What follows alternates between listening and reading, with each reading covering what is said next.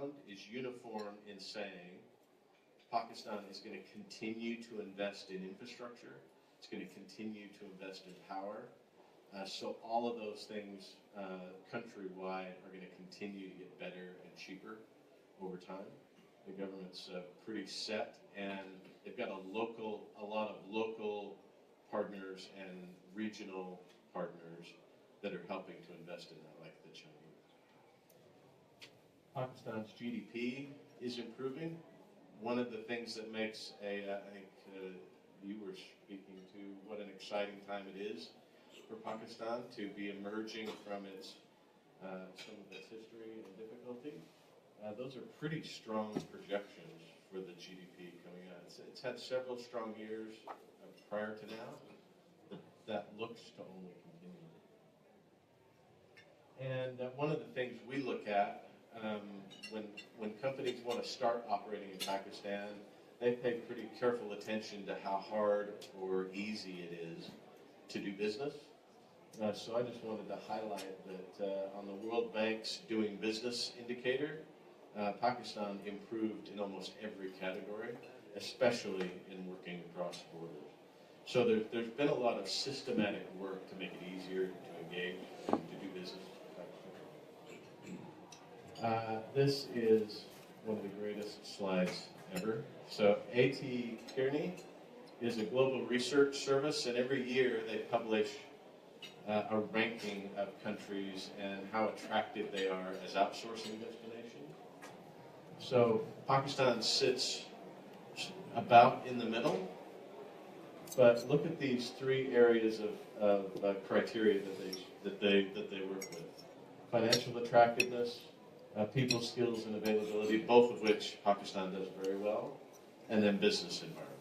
So in this business environment capacity indicator, that's Pakistan's problem, is the perception of security issues.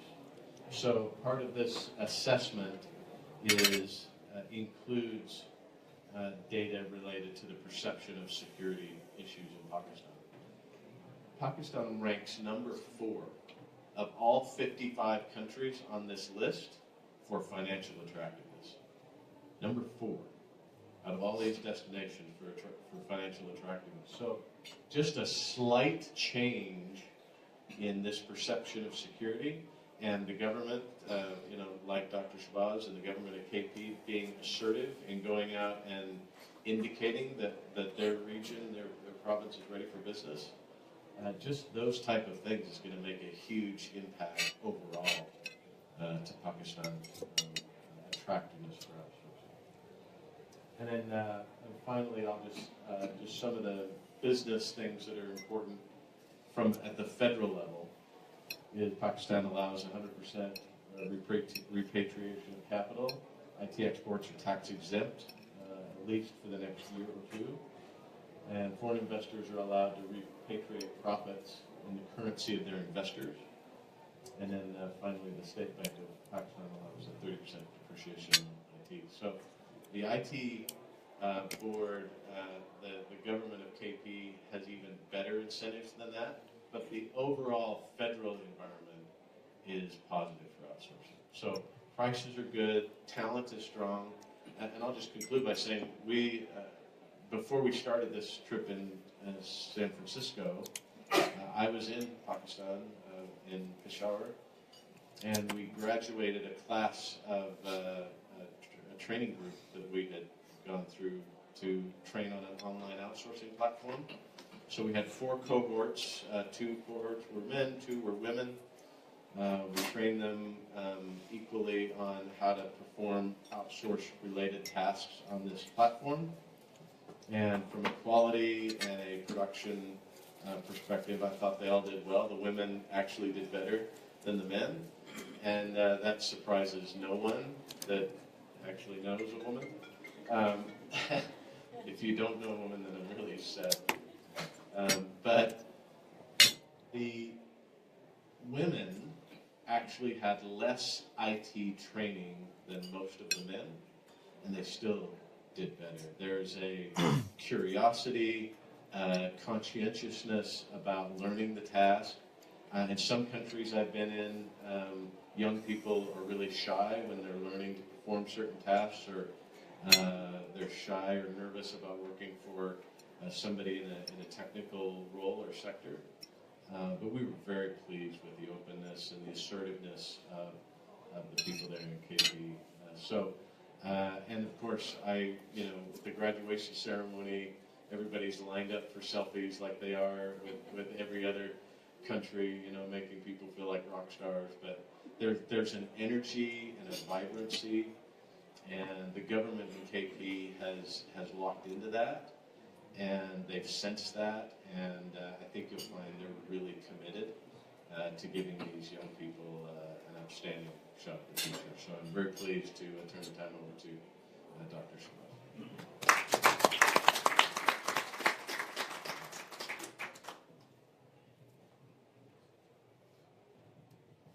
Thank you, Todd. Thank you, Open Network. Ladies and gentlemen, thank you very much for coming this morning and on a working day in Toronto.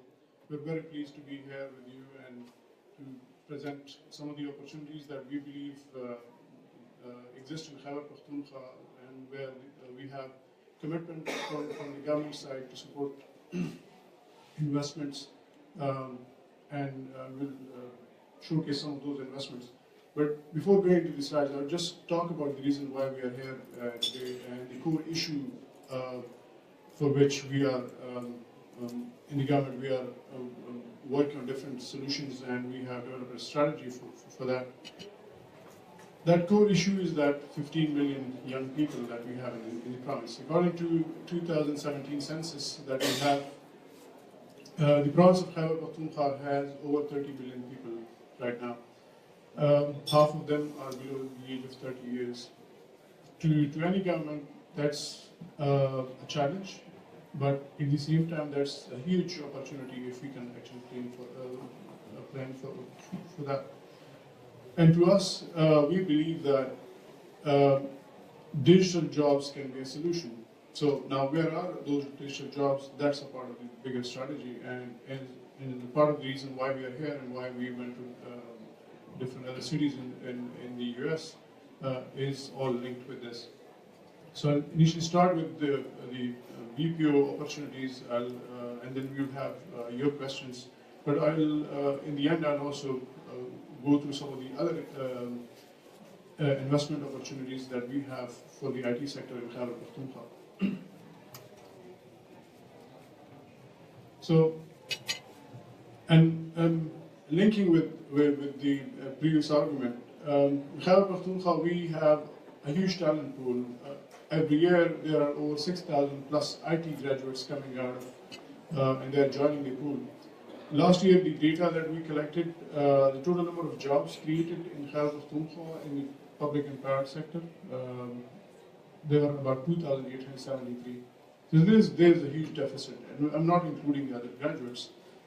So that is the reason why we are thinking about other different forms of interventions. One of those sectors which is going to address the bottom 40% in Khyber Pakhtunkhwa is for the BPO sector.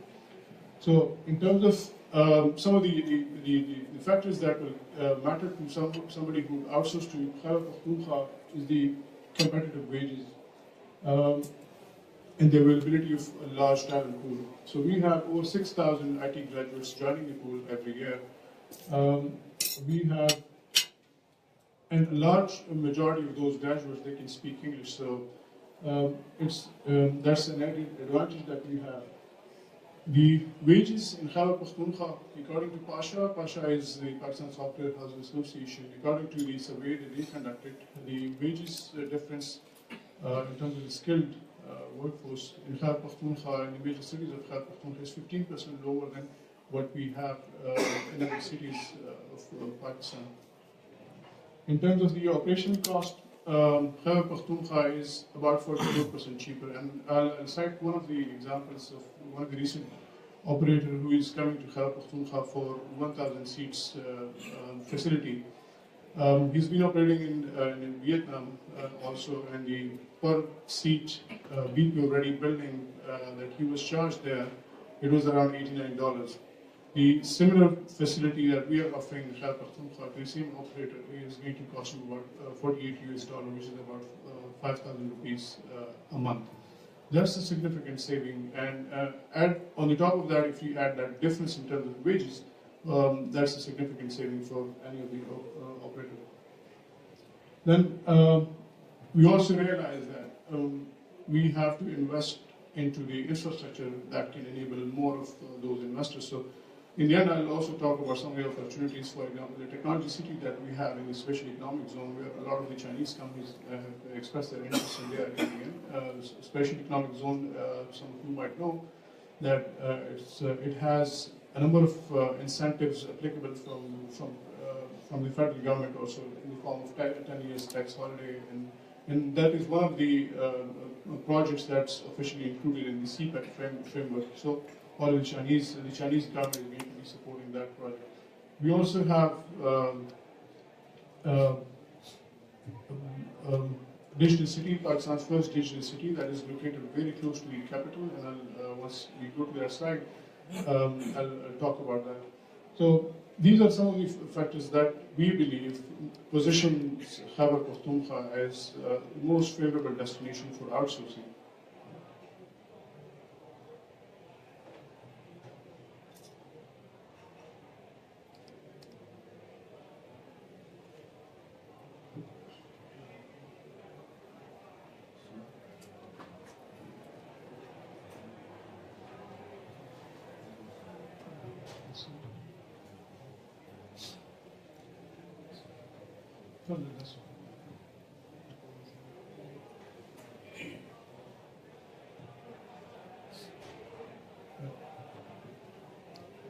This slide basically compares Peshawar with Karachi and Mumbai, Manila, and Cairo. In terms of the operation cost, that includes a number of other heads. And this source that we have is from the Abbas Global Services Research who conducted our survey. It represents the average. So Peshawar is on the second lowest in terms of the overall operation cost. And Cairo is the lowest on this scale. But if you look at the changes in terms of the wages, there's significant changes, like almost 2% up variation in Cairo. So that factor is going up, while it has remained considerably stable in case of Peshawar. This slide basically presents that comparison of, on the second column we have the commercial office space rent that we've compared with Islamabad, with Lahore, Karachi, and with Manila. So that's the 44% difference that I'm talking about, and that translates into that facility with the same sort of features and the same aspects that some of them are offering them $50 US, but that represents the average. So there's that 15% difference comes in terms of the wages cost, and then 44% difference comes in the form of the operation cost of the BPO ready facility. We also believe that if someone would want to come in and start their operations, they would want to have a talent pool where they could easily find people of the required skills. Khyber Pakhtunkhwa government has launched the first publicly funded digital skills program. It was quite publicized, and a lot of people really appreciated that. It was followed by the federal government, I think last year. So that trend is going up. Work on under this project is called Youth Employment Program.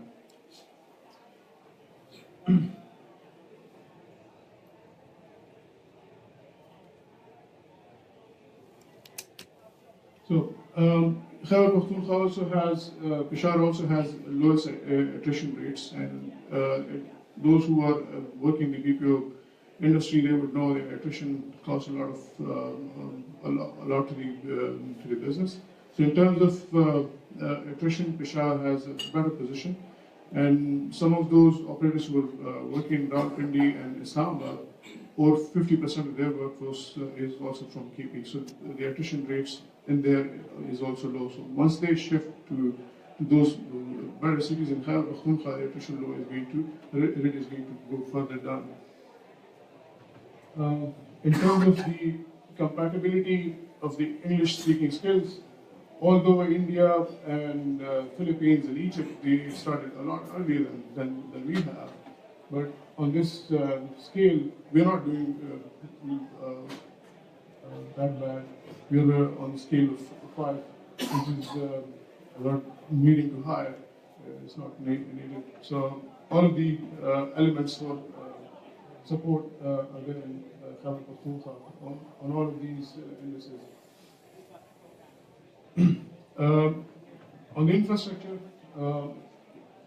Government of Khyber Pakhtunkhwa is constructing additional complex in Peshawar that is going to be providing those BPO-ready spaces, along with commercial offerings to IT sector businesses.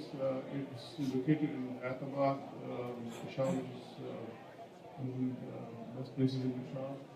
We have also started construction of Atabad IT Park. We are also doing, on a very small scale, we are offering about 25 plots. We are offering that on commercial basis. This is the technology city that I mentioned. It is located in the special economic zone in Rashaki, which is midway between Peshawar and Islamabad. It's about 1 hour from Peshawar.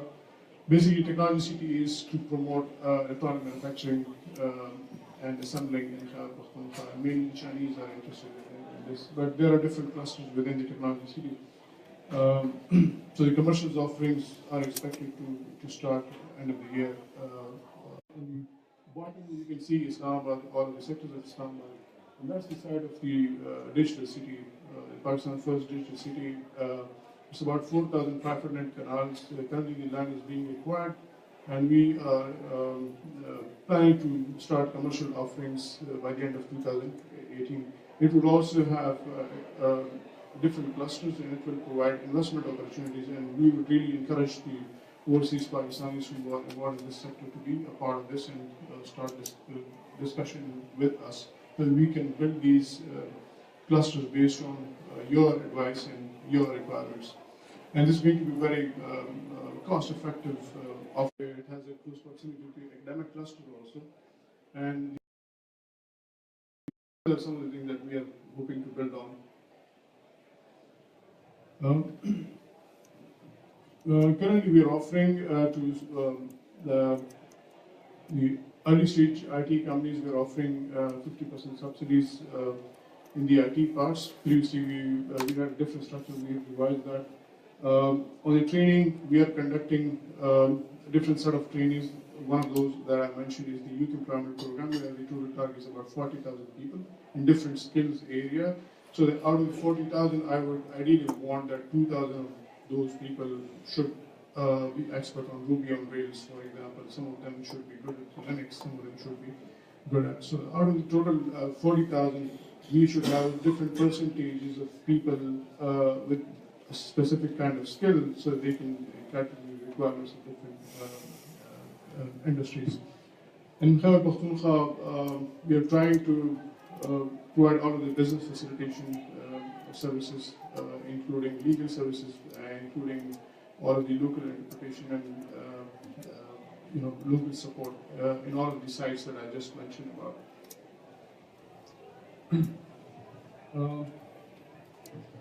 I'll briefly go through some of these. These are basically represent some of the projects that we have launched in the last 1 year. On the bottom left, you will see Dorshel. Dorshel is the largest tech incubator network of the country that we are setting up in Khyber Pakhtunkhwa.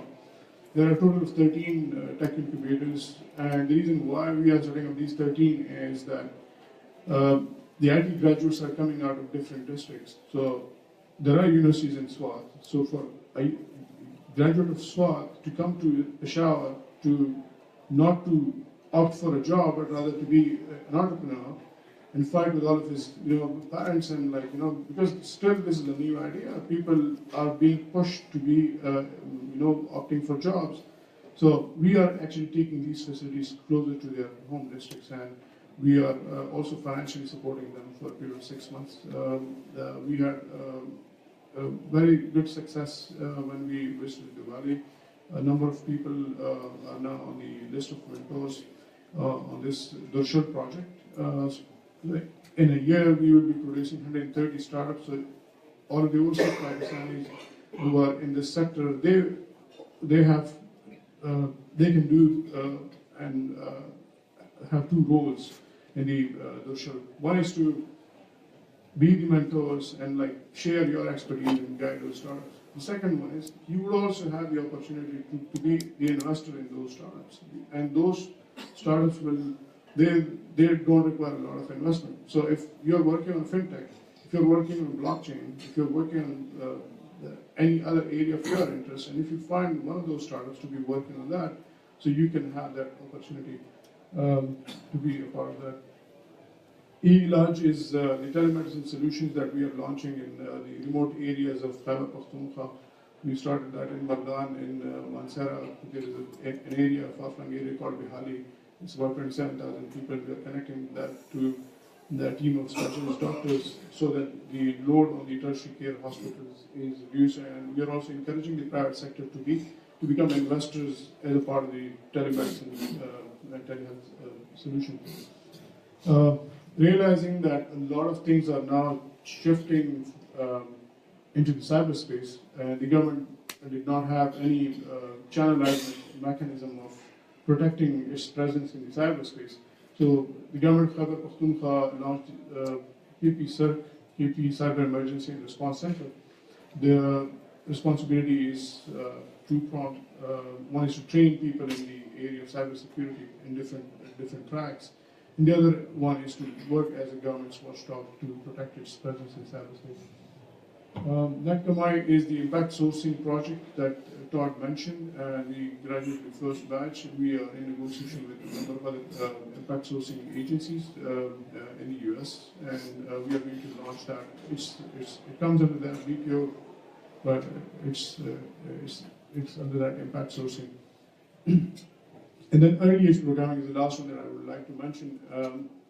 You would have seen your Prime Minister, Trudeau, going to different schools. If you search it on YouTube, and if you search that Hour of Code, you would see Obama going to different US schools, inviting kids to the White House, and Trudeau going to different schools and sitting with kids. And they have a curriculum where they teach early age programming, and that's based on MIT Scratch and App Inventor. What we did in Khyber Pakhtunkhwa was that we started the same curriculum and we launched that program in 300 government schools. And at the end of the year, when those kids came up, and all of those kids had developed different sort of apps, and they had also animated the stories that they used to see in the books. So it's kind of unlocking the creativity. You would have seen Pakistan and a lot of government departments are still lagging behind in automation and providing the services to the citizens. So the government to citizens engagement is a problem. The government to government engagement is also a problem. So every department has its own databases in different silos. They're not speaking to each other, not speaking to the government also. So it doesn't have that kind of transparency. It's difficult to interact with. So a part of one of the main focus areas that we have in the digital strategy is to improve on the digital governance. And we're starting with the police department. We're also going after the different hospitals. All of them. Then before third focus area is the digital economy, and one of those initiatives that I mentioned is that Darshal project. Darshal is a Pashto word. Those who know Pashto, they would know Darshal is called Chokat. So it's like we want to kind of launch them through this Darshal. And there are 13, and Banu, Deya Khan, Kohat, Haripur, Abtabad, Peshawar, Swat, all of those areas where the IT graduates are going to come out. And then the fourth one is the digital skills, where we are providing skill training to people according to industrial requirement, including the BPO. So I'm happy to take your questions, and Thank you very much once again for being here.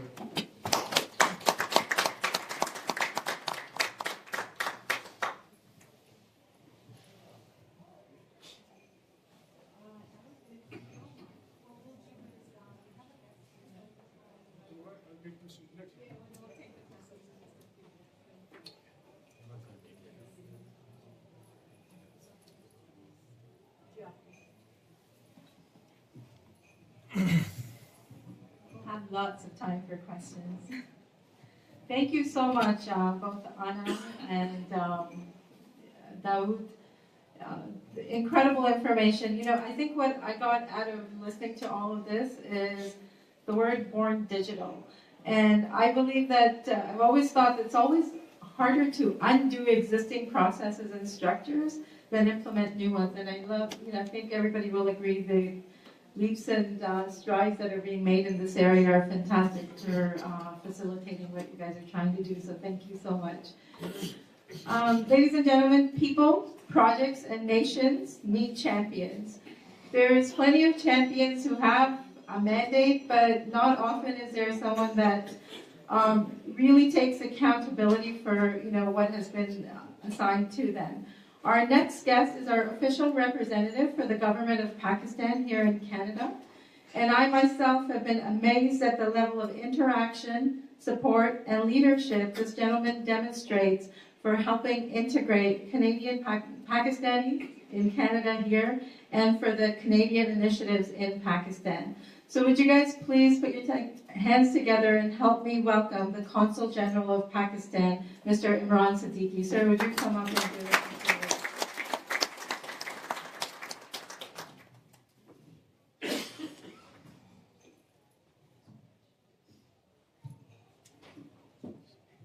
Bismillahirrahmanirrahim. Assalamu alaikum, ladies and gentlemen, and a very good morning to you all. I apologize for being late, but it is not, I can blame it to the traffic, but it was not traffic today. It was some mismanagement in the communication. In any case, thank you very much for inviting me, and I welcome all the guests who have come from Pakistan to showcase the progress that has been achieved in the KP province of Pakistan. KP province of Pakistan, it is indeed remarkable. As you all are aware that, last week, Federal Minister for Commerce and Textile visited Canada at the invitation of his Canadian counterpart. I had the honor of being present in some of his meetings over here in Toronto. And one thing which came out was, an important takeaway for us as well, was a remark by one of our interlocutors, the local, the provincial minister for trade. He said that, there are distances between Canada and the world in Asia and across Pacific and across Atlantic. And it restricts Canadian business and trade with the world that is far away from Canada, Canadian shores. And that is why our focus is on our southern neighbors in NAFTA. But he at the same time remarked, and we fully subscribe to his view, that we have to find out new plans, extraordinary plans where we can interact and where we can, trade and have business. And IT sector is one of such plans, and we fully agree with him that it is here where distance do not matter, and we can easily do business, expand our trade, and help our respective societies and economies by promoting interaction between people to people in Canada, business people in Canada, and business people in Pakistan, as well as helping achieve sustainable development goals, which were, if you see this employment thing, that is a cross-cutting issue in that document. So we can help in achieving the government's efforts, in the provincial government's efforts in Pakistan to achieve all such objectives which have been outlined in the in that document, Sustainable Development Goals, by promoting business, by creating new opportunities for employment, particularly for our young people. There are several reasons for us to believe that IT is the plane that we must explore and expand. First of all, some of the points have been mentioned, but I will, at the expense of repeating them, will reiterate, some of the points which were mentioned earlier by two very capable speakers before me. Pakistan has been ranked as number 4 for freelance development in the world. Pakistan's IT exports have increased by 70% during the last 3 years. With its over 200 million population, 60% of which in the age of 15 to 29, Pakistan represents an enormous human and knowledge capital potential. Pakistan has more than 2,000 IT companies and call centers, and the number is growing each other. Pakistan is already the third largest provider of workers to online freelancing platforms. The number of English-speaking IT professionals goes beyond 300,000, with high qualification in current and emerging IT products and technologies. With over 14 software technology parks, the country produces over 20,000 IT graduates and engineers every year. The total revenue of Pakistan's IT industry is nearing $3 billion. The government of Pakistan continues to facilitate the IT industry through numerous sustainable development and accelerated digitization projects, research and innovation, software and technology parks, subsidized bandwidth, international marketing, international certifications, internships and trainings. There are other areas which are as relevant to IT business environment, and the federal government of Pakistan and all the provincial governments have made significant progress in these areas too. First, Pakistan today can rightfully claim that after thousands of sacrifices, it has overcome security issues in the country. Now, someone mentioned about the issue of perception, which is an important point. Perceptions are not reality, but perceptions do matter. So how do we fight with a negative perception about Pakistan and the investment environment and the business environment in Pakistan? It's a challenge, but we can easily overcome this challenge by interacting, kind of intensifying our interaction with the economies where this perception is deliberately promoted by some elements. The problem with North America is this: when people come for exploration of technological landscape and the business landscape, they usually stop at the United States, they do not come to Canada. That's why we find, we recently started a Pakistan-Canada research council. The idea was to connect universities and the research institutions in both countries. And I found out a number of very well-decorated and qualified researchers, scientists all around Canada, in each province of Canada, in each university of Pakistan origin, Canadians. And all these experts are very much willing to enter into some kind of collaboration with Pakistani institutions. We have been able to, but the problem is this, that they mentioned, lack of information, less frequent contacts with education institutions in Pakistan, at least not as intensive and extensive as we have with the United States universities and research institutions. So there is a need that we promote that kind of linkages and connections, between Pakistan and Canada, between research and scientific institutions, because you have to promote your abilities and capabilities and capacities, what you can do for Canada. If you talk to businesses over here, they would, and even the institutions which are not into business, which are government institutions, which are helping other countries in various fields, when you talk to them, they would certainly ask you to tell them or brief them on the things on which you can help them with, or how can this cooperation or business collaboration would be mutually beneficial. So we have to showcase this to them, and this is a commendable effort that you are doing over here of showcasing. And a lot depends on Pakistan community, Pakistan origin Canadians in GTA particularly, where we say that there are around 300,000 Pakistanis are operating in different fields. There are students, there are researchers, there are businesses, etc. The thing is this, this is their responsibility also to showcase to their Canadian counterparts as to what we have achieved in Pakistan and the challenges that we faced in recent past, and how, you must have seen an article about the resilience of Pakistan written by one of a very prominent US journalist, and there is a book also, Pakistan, a Hard Country to Crack.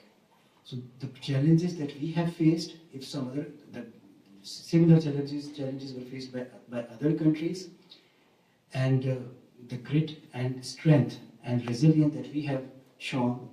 I am not boasting about my country, but I would say that it is thus far matchless. The challenges, internal challenges and the external challenges we are still facing, and we are coping with them very well. This all has to be showcased to the world. Interaction is one, physical interaction is one area that we can explore, with the help of the Canadian government to see how can we, address immigration issues and how can we increase interaction between businesses. But at the same time, we have this social media. We have, again, IT plane, where there is no bar to reach anyone in the world.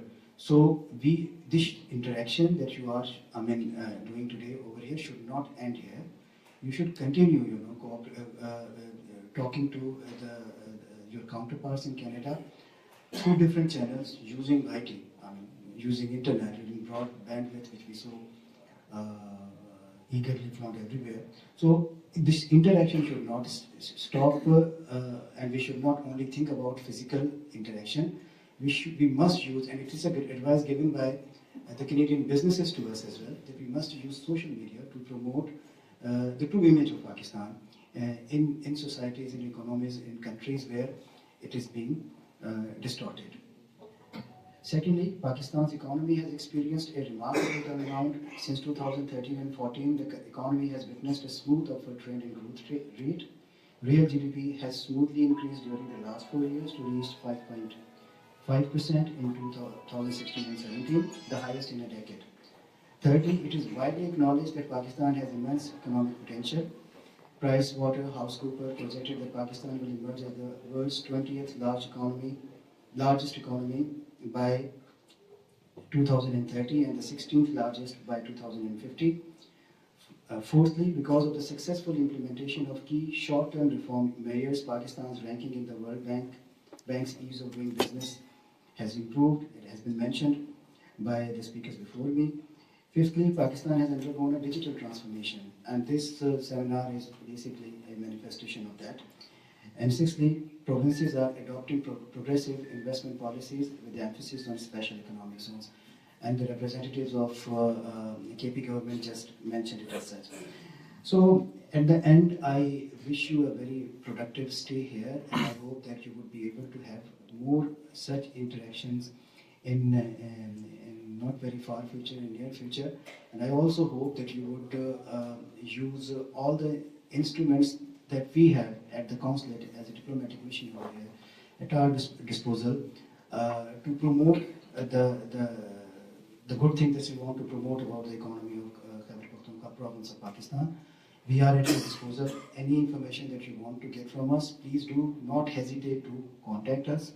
Anyone you want to have any background check by us, please ask us to do that and have more of such interaction. I mean, we can arrange webinars for you in collaboration with any interested organization, open another business organization. If they want to do something in collaboration with you, we would be very happy to organize web space for you where you can promote activities that you are doing, good deeds, good things that you are doing, and which the Canadians must know. Plus, the Canada-Pakistan Research Council is at your disposal. Some of the professors who are the PhDs from McGill, from Canada at UET Peshawar are also engaged with it, and they are doing whatever they can. I would be very happy to share their contact details with you, and I hope that they would be co-opted in further promoting our common objective, and that is the growth and progress of our economy everywhere in provinces as well as in federal level. Thank you very much.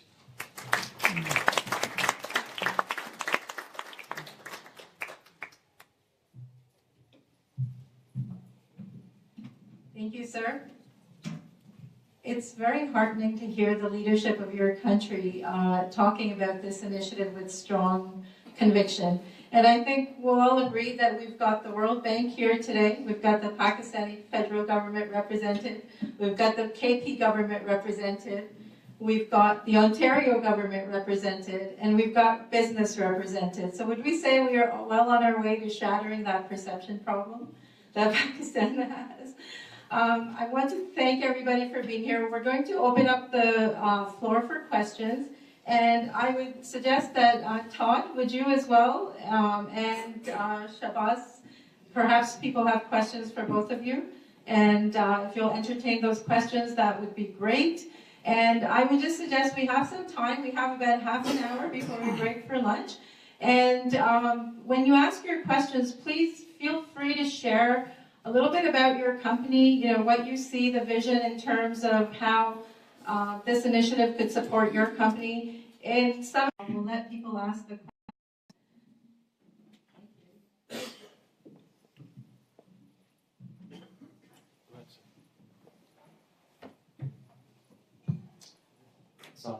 First off, great job, guys. I don't know how many people are from KPK over here.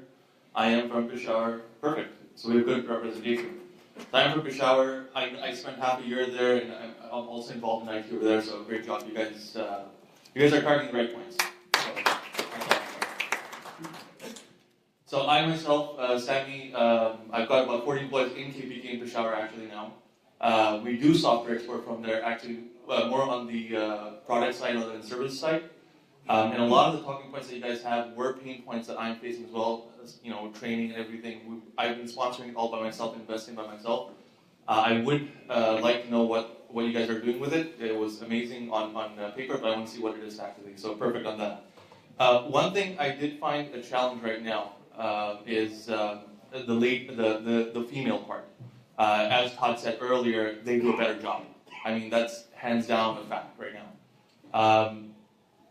One challenge I'm having right now is there's not enough of a female population there that are involved in the IT sector, and there's sort of a seeking factor to them. So if you don't have enough, they won't come through. You have to have multiple of them to be able to see their creativity and steadfastness shine in the company. Is there any specific initiative for them? Yeah, thank you, Sami.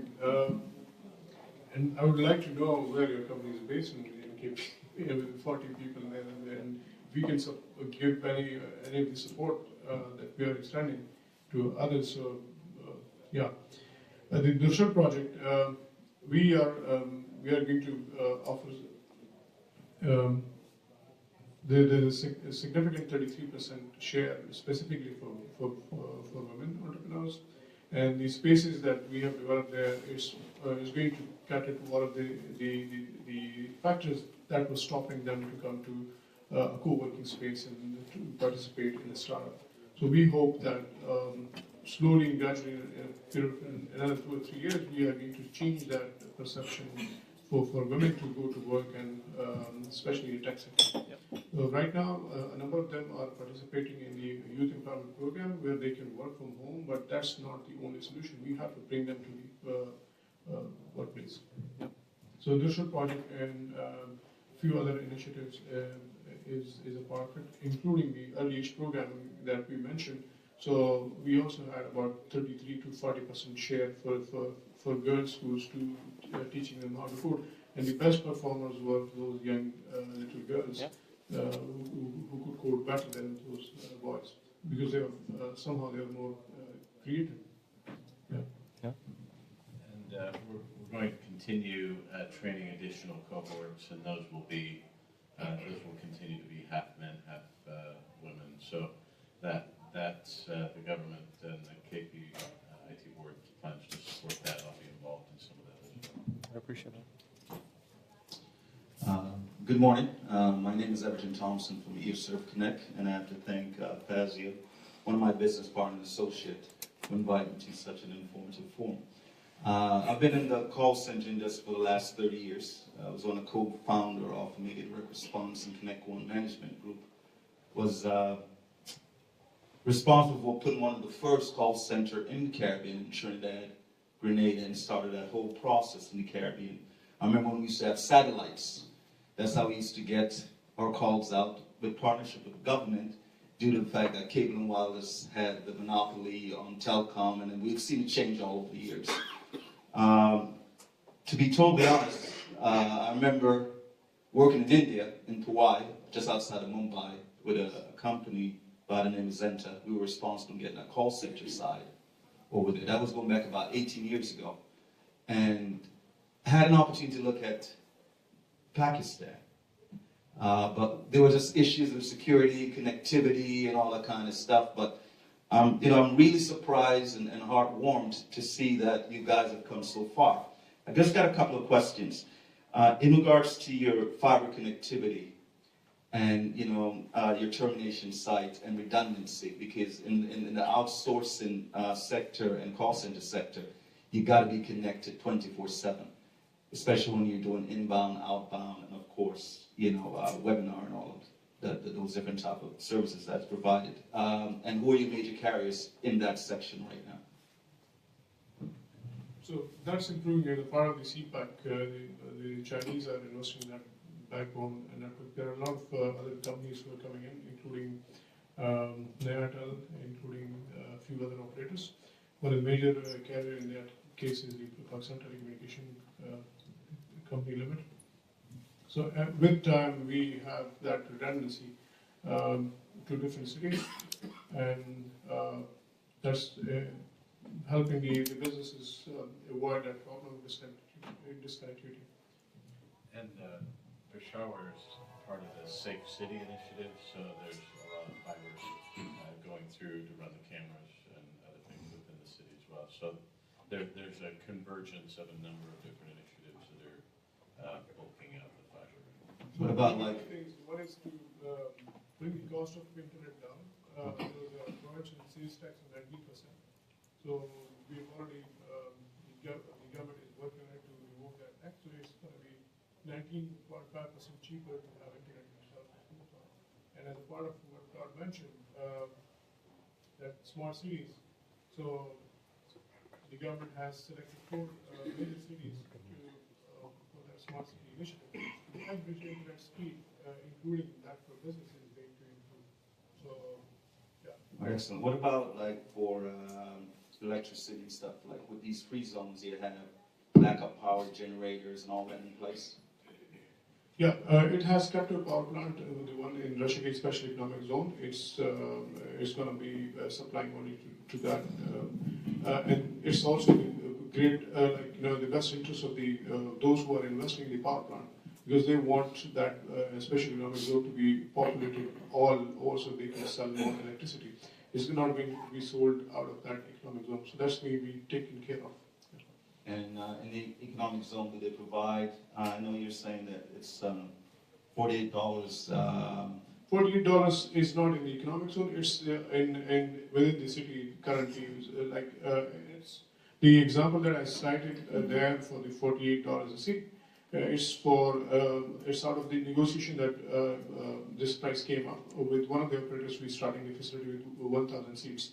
So this is the price that we are offering to that operator. And some other cities might go a little further down, but in some other parts it might be up to $55. Okay, so that's just only for infrastructure, not included like your LD or anything like that, right? It includes a BPO ready facility with all of the electricity and the utilities taken care of. Okay. Yeah, 5,000 rupees, which translates into about $48 a month per seat. That has a furnished space with electricity payment and all of the internet cost. And the training facilities that we provide, there are 2 kind of arrangements. All of the BPO operators have, they have a specific curriculum to train their employees based on the kind of service that they want to provide to the service to the industry. And then there is a baseline a training program that they want everybody who apply to that. So we are helping on the baseline, and the specific curriculum is being trained and provided to by the BPO operator. Okay, for your employees, I mean, I'm interested because I have facilities in Jamaica, and of course I do business in the Philippines also. I know in Jamaica, like for the staff and like for transportation, or the population for labor, is it close within these facilities? Yeah. So the area where they're starting, it's in Hyderabad, it's in the provincial capital, and in the provincial capital. In 5 kilometers distance, there are 9 public and private sector universities. There's about 40,000 people living in that area, and some of the workforce may not come from that area, but we are providing that shuttle service to one of the terminals. The famous thing a lot of Pakistanis would know about that BRT project. There's a BRT terminal, so we are providing that shuttle service. So the essence is that we are trying to facilitate as much as we can in order to make sure that you get all of the best features for the BPO destination in Khyber Pakhtunkhwa. And one of the things is that when I mentioned that we are providing the business facilitation services, is that you can speak to us, we can have customized, a package for you, and that can help your industry requirements. Thank you. Assalamu alaikum. My name is Salman. I'd like to thank Nadeem Hashmi for inviting me to such an informative session. It is indeed heartwarming to see such initiatives pursued with such aggressiveness in our beloved home province. I have a little bit of experience in setting up an outsourcing organization. We did it in Karachi in about 2002-2004. My question is about the preparedness of the lead team, the leadership that has a little bit of experience in dealing with international projects, understanding business requirements and translating them to getting the workforce and delivering what is required. So we've heard about the training at the grassroots levels to get the workforce ready, but I'd like to know a little bit about the incentives for the middle management level, either training or in terms of incentives for them to move to Peshawar and the surrounding areas. So you would want us to kind of incentivize for an operator to train some of his employees? Well, one of the major issues that you run into in any outsourcing operation is that you have this client expecting a certain level of understanding, and you can't really get that unless you've delivered a few projects or worked in an industry at an international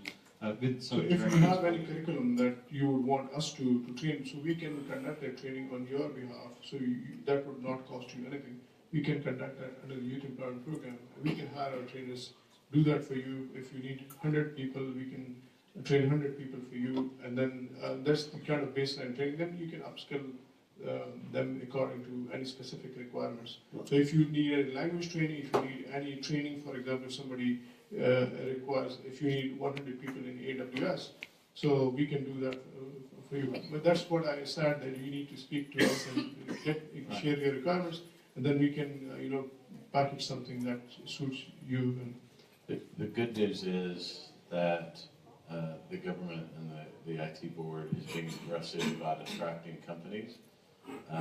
The bad news is there are not a ton of companies already operating that are creating that kind of practical experience. You can train somebody, but you're asking about people that have already delivered to a sort of a Western standard or a European standard or those kind of initiatives.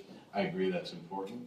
I was a little worried about whether we'd be able to find that level of talent to be our trainers for the program we're using for our cohorts.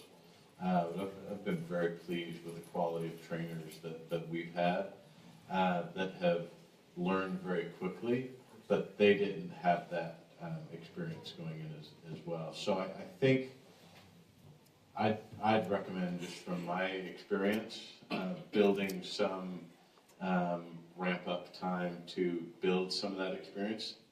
Everest Research says there has been some finance and accounting outsource going on there. So there has been some BPO work being done in Peshawar. So there probably is some of that experience there that's delivered to a sort of domestic standard, to a Western standard. But there isn't a ton of it, which is good for prices. It means you're not going to have a lot of competition. All the best talent is still there, waiting to be trained up and selected, but there's probably some that have that industry experience, but it's not extensive because they're just entering into this. And the operators that we spoke to and who are interested to come to KP, 50% of their workforce is also from KP, and they're on different levels, so they have that exposure. But it also depends on what industry your business is going to serve. Yeah. Assalamu alaikum. My name is Ilyas Beg. I'm representing Arthur Lawrence. First, thank Nadeem for inviting us here and introducing such a good platform. First comment here is that Arthur Lawrence has about 250 seat operation in Karachi at this time, focused on finance and accounting BPO. And with ACCA, which is the Association of Certified Chartered Accountants, we have formed a platform in collaboration with Pricewaterhouse, KPMG, and other export processing companies to make Pakistan the choice of BPO destinations. I would like to offer both to Daud Saab and Shehbaz and Ted to you to work with us with this organization, and we'll keep KPK on the forefront. The information that I got is interesting. Arthur Lawrence is probably the only Pakistani organization recognized among the 100 top business process outsourcing companies among the Association of Outsourced Professionals. My question is with reference to availability of talent in finance and accounting. When we started the operation, our big challenge was to get the accountants to work in the night shift. So are there finance and accounting outsourcing organizations in KPK where accountants and professional certified accountants who are CPA and ACCA willing to work in the night shift, and what is the attrition rate? Well, that is my issue in Karachi and Israel. Well, I can't tell you about the attrition rates for that, but I had the opportunity to attend a few events arranged by the ACCA, and there are a number of them. I have 4 ACCA certified professionals in my finance team, and they are, you can find quite a large number of them in Khyber Pakhtunkhwa. Their willingness to work in the night shift, I'd have to specifically get an answer for that. So, yeah, we can be in touch and we can connect you to that community in Peshawar, and probably we can get an answer for this question. Thank you. I'd just say, Karim, the Uber of Pakistan is increasing its presence in Peshawar as well. So there's a sort of a safe app-related rider service for people to get to work at strange hours when they might not have a regular transit system. This ACCA organization is certified people. Questions? Assalamu alaikum. My name is Fahad, and I'm into security for the last 18 years. I see that you guys have called KP-CERC. So is this monitoring our critical infrastructure or not? When I say critical infrastructure, means our dam, bridges, borders. Like I've seen that you guys have created a border between Afghanistan and you guys are installing cameras over there, right? So are we monitoring our critical asset? Because every time I see there's always word comes security in Pakistan. So if we somehow create some sort of cyber control command center to monitor our critical asset, that will create a lot of comfort in investor mind that we are monitoring every critical infrastructure in our country. So the idea of having these 4 smart cities in Khyber Pakhtunkhwa, the Dia Khan, Peshawar, Mardan, and Abbottabad, that's exactly to have that kind of facial recognition features, and because for an investor, in order to come there, would be more confident if there's a smart city solution deployed. As for monitoring the borders, we do not have that jurisdiction, you would know, to monitor the borders and get access into the military installations, and also for some of these strategic installations, including dams and all of those places. What this center is looking at is to train people so that we have the right kind of workforce who can then in turn work for the private sector and can also work for their own and also for the government. And the other thing is to help the government protect its presence on the cyberspace. For example, the first thing that comes to any of the conventional departments, government departments' mind is they are just scared of making things automated. So in order to give them that comfort that you will be protected, so we have to train their people, and that's a huge challenge. There are 40 different government organizations operating in the province, and all of them, a lot of them are not connected. And those who are automated, they don't speak to each other just because someone is speaking French, the other one is speaking Persian.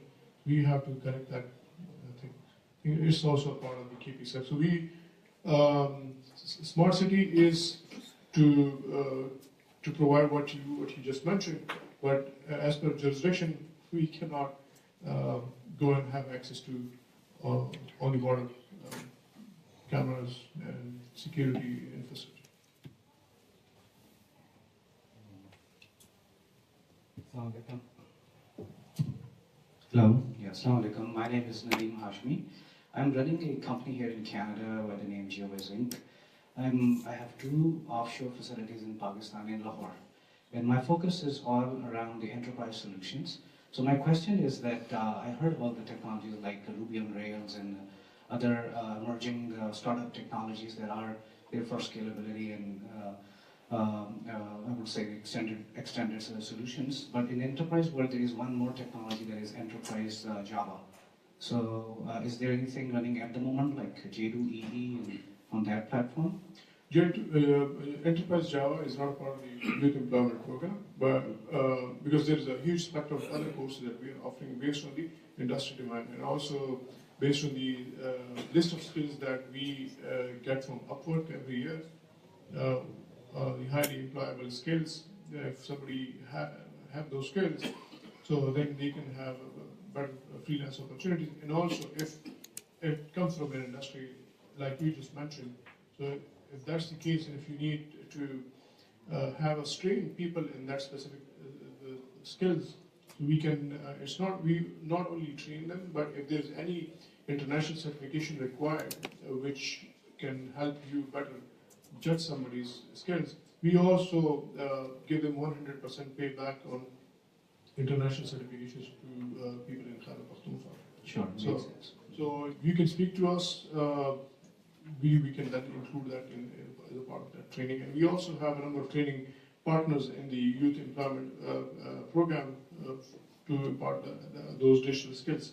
If you are a training provider, and if you want to join us as a partner, so what we can give is we have a database of about 40,000 people who are willing to apply to different skills. So it's a wonderful opportunity for different skilled training providers. And a number of them have already joined us. So the advantage that you will have is you can still offer the course based on whatever money you charge for offering that course. But what we can help with is we can provide you with the venues. We can provide you with 40,000 people, visibility to that 40,000 people who are all willing to get one of those trainings, including training related to any of the sectors, blockchain and AI, blockchain. Yeah. Okay, IoT is included, blockchain is included, yeah. So AWS is included. So there's a huge spectrum of courses that depends on who wants a certain number of skill set that they would want to absorb into their industry. Makes sense. Thank you very much.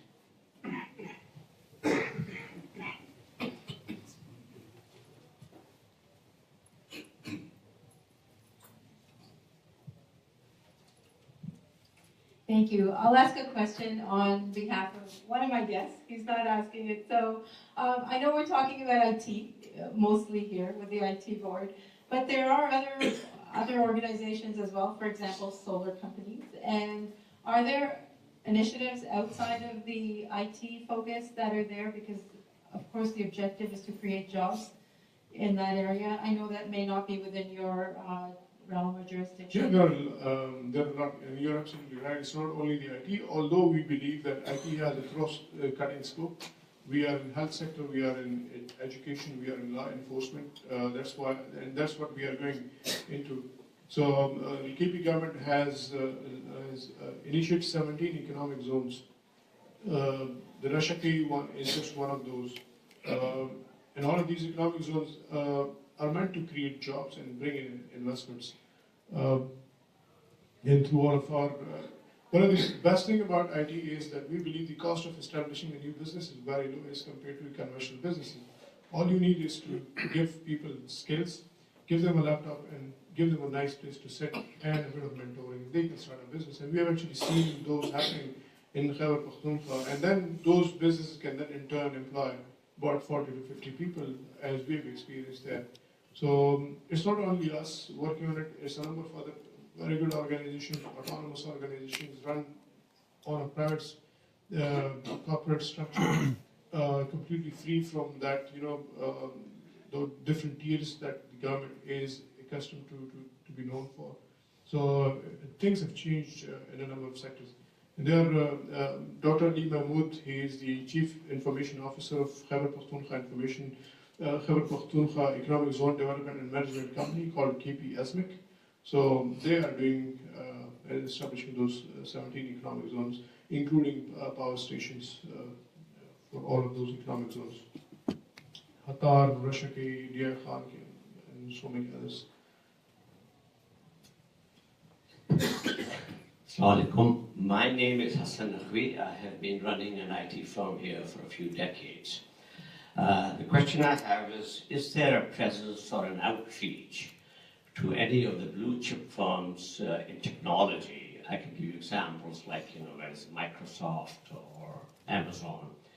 So that's one part of the question. The other question is that is Pakistan looking at hosting, some sort of cloud facilities? Because as the world moves forward towards all the apps and hosting on the cloud, this concept of BPO will take a bit of a different turn. Perhaps you can comment on it. Thank you. Yeah. So we took a journey of, and that transition had different steps. The first step, we established a data center, and then going to the cloud with all managed services. The data center actually, what it did was it actually brought in all of the apps and all of the different data centers that were hosted in different departments. So we believe that we actually did a good job, and that was very challenging to kind of convince everybody to shift there. But that was only for the government, not for the private sector. Now, the second stage is, as we mentioned about this smart cities and connecting all of the hospitals. So we are in that the part of that plan, we will have that health club where all the facilities will be connected. There is the Peshawar High Court is establishing a judicial data center, and that will be a judicial cloud. We are not yet offering that to any of the private sector. So we on the part of the government, we are working on connecting all of the departments to the cloud that is going to be used for that purpose. Hopefully, at some point in time, we might be offering some services, but I believe that the government should not become a competitor in a space where the private sector can have the opportunity. We should just be that enabler to support and provide enabling environment to the private sector. So it might be a high time that somebody comes in and they operate in the private service provider. We are currently helping people get the right kind of skills, including skills on the virtualization platforms and different other operating systems. And I'll just add that to your first question, I do have some discussions going with colleagues, people that I know at Microsoft and other large multinationals about testing and exploring some options.